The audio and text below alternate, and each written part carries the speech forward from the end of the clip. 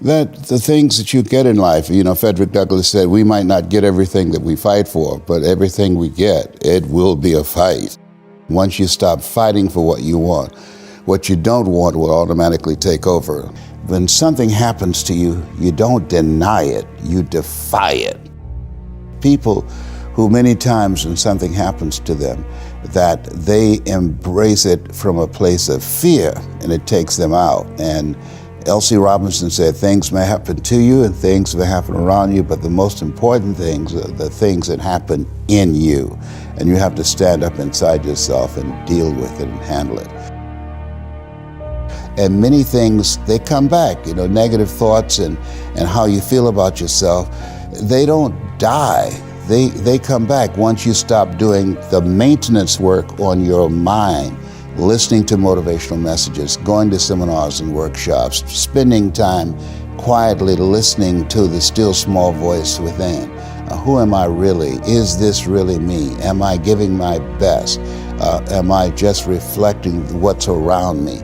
Because all of these various things affect how we show up in life. Many people, because they're not making a conscious, deliberate, determined effort to think outside of what life has thrown at them, they end up doing the same thing over and over and over again. Oliver Wendell Holmes said that once a man or woman's mind has been expanded with an idea, concept, or experience, it can never be satisfied to going back to where it was. That they have to expose themselves to something that will give them a different vision of themselves. And in addition to that, they have to put themselves in a community of what I call OQP, only quality people. And the third thing he said, develop your communication skills, because once you open your mouth, you tell the world who you are. Those are three major things that you want to work on that will liberate you from living in Liberty City, living in poverty in Overtown. It will help to escape out of where you are right now.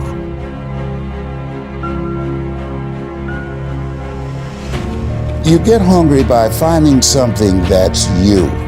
I believe that all of us are born unique, but most of us die copies. You got to find out what is it that turns you on, what resonates with you.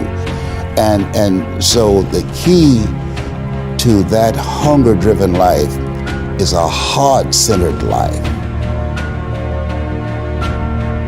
You have to work on yourself, and you have to have an unstoppable attitude, and no excuse is acceptable, and you've got to make it a priority, a non-negotiable in your life, and hold a constant vision of what it is you want to achieve. See it accomplished and go all out. Find a way to win in spite of the setbacks, in spite of the disappointments, in spite of your failures. You will fail your way to success. I have a saying, is life knocks you down, try and land on your back, because if you can look up, you can get up. Horace Mann said, we should be ashamed to die until we've made some major contribution to humankind. And so my goal is to make a major contribution to humankind. Every day when I get up, my mindset is, what is it that I can do to touch and impact somebody's life today? What is it? What does that look like? When you have goals and dreams you want to achieve, he said, ask yourself the question, who should I count on and who should I count out? And so many people never achieve their goals because they have too many toxic, negative, energy-draining people in their lives. And you have to have goals outside of your comfort zone that will challenge you, because in order to do something you've never done, you've got to become someone you've never been. So if you don't have a program for your mind, then your mind is going to be programmed, and you'll find yourself doing things that you did not know and that they affected you, that they, through marketing techniques and strategies, that they will create a thirst within you. That Sidney Poitier wrote a book called The Measure of a Man. And he said, when you go for a walk with someone, something happens without being spoken. He said, either you adjust to their pace or they adjust to your pace. Whose pace have you adjusted to?